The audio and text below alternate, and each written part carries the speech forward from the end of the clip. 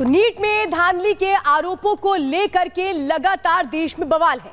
NTA सीधे सवालों के कटघरे में है। इस बीच केंद्रीय शिक्षा मंत्री धर्मेंद्र प्रधान ने पूरे विवाद को लेकर पहली बार खुलकर बातचीत की। हमारे editor in chief Arnab Goswami से एक्सक्लूसिव बातचीत में धर्मेंद्र प्रधान ने क्या कुछ कहा, सुनाते हैं आपको।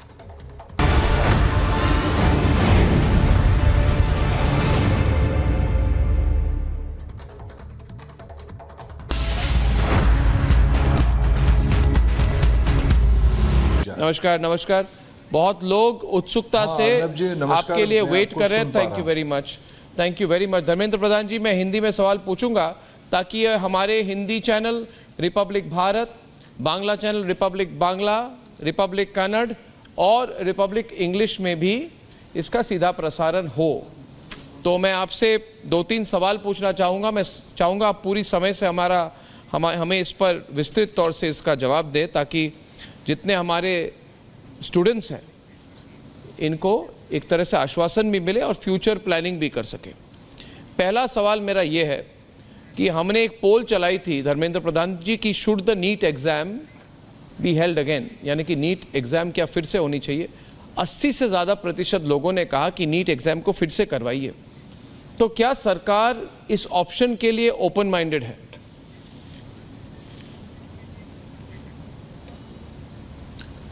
अर्णव जी, मैं आपकी चैनल के माध्यम से देश के विद्यार्थियों को आश्वस्त करना चाहूँगा। सरकार विद्यार्थियों के हितों को सर्वोपरि देखती है। उनके लिए एक पारदर्शी व्यवस्था हमारी प्रतिबद्धता उसी के साथ है। जो न्यायोचित होगा, जो जस्ट होगा, ये सारा विषय सुप्रीम कोर्ट की निगरानी में भी है। कुछ विषय विसंगति की ध्यान में भी आई है, कुछ विषय कोर्ट की माध्यम से समाधान हुई है। एक जगह की विषय अभी भी कुछ अनुसंधान, कुछ इंक्वायरी की दायरे में है। कुछ भी चीज़ हम ऐसे नहीं करेंगे जो देश के विद्यार्थियों के हितों को नुकसान करेगा। नहीं, मगर are you open to having NEET exam again? क्या आप खुले दिमाग से इस ऑप्शन को देख सकते हैं और कंसिडर कर सकते हैं धर्मेंद्र प्रधान जी? मैं विनम्रता के साथ कहूँगा अर्णव जी, हम विद्यार्थियों के हितों को सर्वोपरि रखेंगे। क्या आप सुप्रीम कोर्ट के फैसले के लिए वेट करेंगे? 8 तारीख को सुप्रीम कोर्ट का फैसला है, मगर मंत्री जी अगर 8 तारीख तक सरकार रुके तब तक काउंसलिंग हो जाएगी, कॉलेजेस अलॉट हो जाएंगे, और जितने छात्र हैं जो कह रहे हैं कि हमें इस बार जस्टिस नहीं मिली है ना, उनका क्या होगा? देखिए अर्णव जी, चीज़ों को धैर्य के साथ सामना करना पड़ेगा। सरकार सभी के लिए है, पक्ष हो विपक्ष हो, सभी को सुनना। अभी प्रजातंत्र में सुनना ही सबसे बड़ा बात होती है। और आजकल विद्यार्थियों के मन की स्थिति को मैं एक पेरेंट्स के नाते भी समझता हूँ। मैं आज शिक्षा विभाग के दायित्व में हूँ। मेरा दायित्व है सभी पक्षों को सुनना, न्यायोचित जो उचित होगा, जो न्यायसंगत होगा, जो जस्ट होगा, उसी को करना। मैं जैसे आपको एक, और उसके ऊपर कोर्ट का भी एक नज़र है, आपका भी नज़र है। नहीं, कोर्ट की नज़र से ज़्यादा मुझे सरकार की नज़र पर मैं सवाल पूछना चाहता हूं, क्योंकि चुना तो सरकार ने है, सरकार को है। लोगों ने कोर्ट को नहीं चुना है। कोर्ट की अपनी मर्यादा है, मगर सरकार की भी अपनी जिम्मेदारी है। तो आप सरकार की जिम्मेदारी क्या होगी इसमें? अगर हाई लेवल कमेटी हो धर्मेंद्र प्रधान जी, बहुत समय चला जाएगा। नहीं अर्णव जी, उसमें कंफ्यूज ना करें। हाई लेवल कमेटी है। इस सारे घटनाक्रम में एनटीए जो देश की करोड़ों बच्चों की परीक्षा हर एक साल कराती है, उसकी फंक्शनिंग के ऊपर कुछ बुनियादी प्रश्न आए हैं। आखिर परीक्षा तो किसी को करानी पड़ेगी। परीक्षा कंप्यूटर बेस्ड होगा या पेन एंड पेपर में होगा। इस सारे करते हुए जो अनुभव आए हैं, पिछले साल 1,30,00,000 बच्चे परीक्षा दिए हैं। अब तक इस बार 80 लाख बच्चे परीक्षा दिए हैं। इस सारे परीक्षा व्यवस्था में एनटीए की कंडक्ट के बारे में कुछ विषय इस बार स्पष्टता के साथ आई है। और आज डेमोक्रेटिक कंट्री में चीज़ों को बदलते रहना पड़ता है, लोगों को आगे प्रोग्रेसिव तरीके से जाना पड़ता है। और इसीलिए एक एम्पावर्ड कमेटी बनेगा जो एनटीए की फंक्शनिंग के बारे में ग्लोबल व्यू प्रैक्टिसेस क्या है उसके ऊपर एक्सपर्ट्स के व्यू आएगा। बाकी रहा विद्यार्थियों की परीक्षा के बारे में, प्रमाण आधारित तथ्य आधारित जो विषय हमारे सामने आ रहा है, देश की विद्यार्थियों को हितों में हम कुछ भी कठोर कदम उठाने में कोई पीछे नहीं रहेंगे और हम विद्यार्थियों के हितों के लिए प्रतिबद्ध है और विद्यार्थी हमारी सर्वोपरि है। पर धर्मेंद्र प्रधान जी, बड़ा मुद्दा क्या है, पेपर लीक का मुद्दा या ग्रेस मार्क्स का मुद्दा? देखिए, ग्रेस मार्क की मुद्दा पहले आई थी, उसकी कोर्ट की निगरानी में सरकार ने, एनटीए ने कुछ सुझाव दिया, कोर्ट ने भी उसको एंडोर्स किया, वो समाधान हो गया है। बाकी एक जगह की विसंगति, अनमोलिश के बारे में बात है, एक जगह की आई है, वहाँ की पुलिस यानी बिहार की पुलिस उसकी इकोनॉमिक ऑफेंस विंग और भारत सरकार के लोगों की निरंतर संपर्क में है। जो इंक्वायरी वगैरह चल रही है वो एक लॉजिकल एंड तक 1-2 दिनों में पहुंच जाएगी, वो भी स्पष्ट हो जाएगी।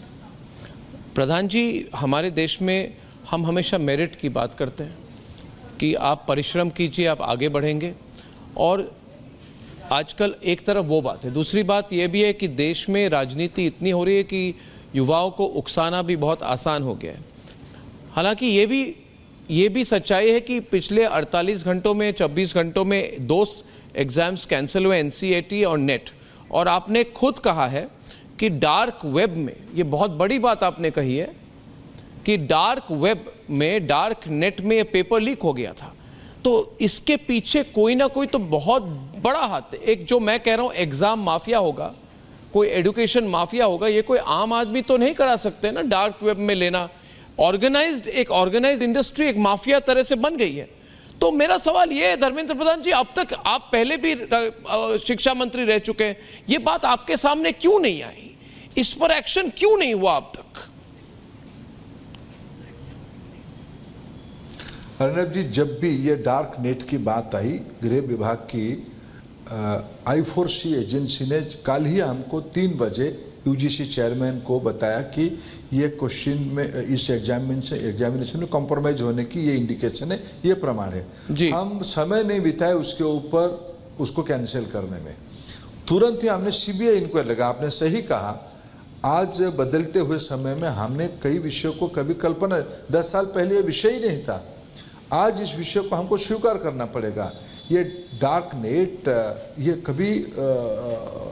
कभी हमारी सोचने की परिधि में नहीं था, आज सोचना पड़ रहा है जी। इसीलिए हमने उसको सीबीआई को सौंपा है। सारे विषयों को, जिससे मैंने कहा कि एनटीए की इंटरनल रिफॉर्म से लेके मॉडर्न टेक्नोलॉजी एप्लीकेशन तक, सारा विषय को एक नए सिरे से देखने की आवश्यकता है।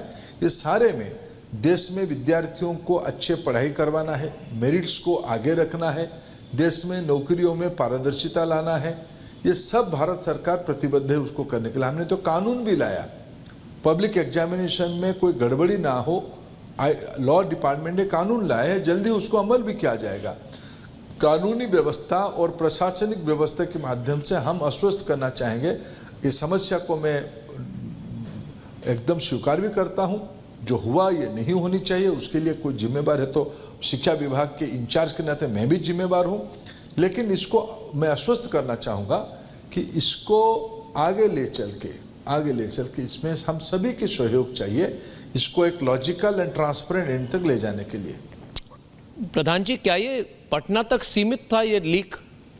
ये संभव है आजकल के ज़माने में? अगर पटना में इतनी बड़ी लीक हो जाए तो ये लिमिटेड कैसे हो सकती है पटना तक? ये जो घटना हुई है लिमिटेड, ये जो घटना हुई है इसकी जो इंफॉर्मेशन अभी तक पिछले कई दिनों से जो स्पष्ट हो रही है वो एक आइसोलेटेड घटना है, उसको भी टैकल कर लिया जाएगा। उसकी तह तक हम पहुंचे हैं, उसके सारे गुनहगार अभी गिरफ्तार हो चुके हैं। उसकी, जैसे आपने कहा कि माफियाओं की काम है, शिक्षा में जो माफियागिरी कर रहे हैं उनकी कुछ बैकग्राउंड है, ये सारे जानकारी आ चुकी है, उसी पे वहाँ की पुलिस ने कार्रवाई किया है, उसको एक लॉजिकल एंड तक ले लिया जाएगा। आपके ही उप मुख्यमंत्री विजय कुमार सिन्हा भी प्रोग्राम पर थे, उन्होंने कहा कि तेजस्वी यादव को ये पूरे सबको समझाना पड़ेगा कि उनके ऑफिस के में रहे हुए एक कर्मी, वरिष्ठ कर्मी, उन्होंने बुकिंग की थी उस गेस्ट हाउस में, उन लोगों के लिए जो इस लीक के पीछे हैं। तो आप इस विषय को कैसे देखते हैं? अर्नब जी, मैं आज मेरे दायित्व, आज मेरे मन में उस लाखों विद्यार्थियों के मन में क्या चल रहा है उसकी मैं जिम्मेवारी लेता हूँ। सबके अपना अपना काम करने दीजिए। मेरे दायित्व आज के दिनों में कि मैं ऐसा भी कुछ ना करूँ, ऐसा भी कुछ ना कहूँ। डेमोक्रेसी है, किसी को कोई आहत ना करूँ। मेरे दायित्व आज उन लाखों बच्चों के मन में विश्वास बनाना है कि आप भरोसा रखिए, ये सरकार आप ही के है, आप ही के द्वारा चुनी गई है। आपके हितों के लिए हम कोई कसर नहीं कम करेंगे। हम पूरा मेहनत से आपकी जो गड़बड़ी कुछ सामने आई है उसको सुधारेंगे और आपको हम आश्वस्त करते हैं एक पारदर्शी व्यवस्था का। आखिरी सवाल, ये राहुल गांधी की प्रेस कॉन्फ्रेंस आपने सुनी थी आज प्रधान जी? जिस तरह से सुना था, उन्होंने कहा कि प्रधानमंत्री, प्राइम मिनिस्टर साइकोलॉजिकली डाउन है। प्रधानमंत्री को कहा साइकोलॉजिकली डाउन है। बहुत पर्सनल बातें कही जिसको मैं रिपीट नहीं करना चाहता। और उन्होंने कहा कि प्रधानमंत्री नीट जैसे विषयों पर उनका समय नहीं है, वो साइकोलॉजिकली उस पोजीशन में नहीं है कि वो नीट जैसी समस्याओं पर ध्यान दें।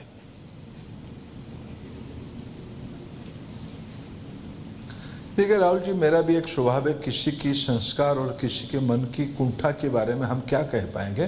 मैं फिर कहूँगा, मेरे दायित्व है देश की विद्यार्थियों की मन में क्या चल रहा है। किसी के मन की बात में जो चले चले, देश की विद्यार्थी की मन मजबूत रहे। As a parent, as a guardian, as a secretary in-charge, ये मेरा दायित्व है। Ji Dharmendra Pradhan ji, thank you very much, बहुत बहुत धन्यवाद।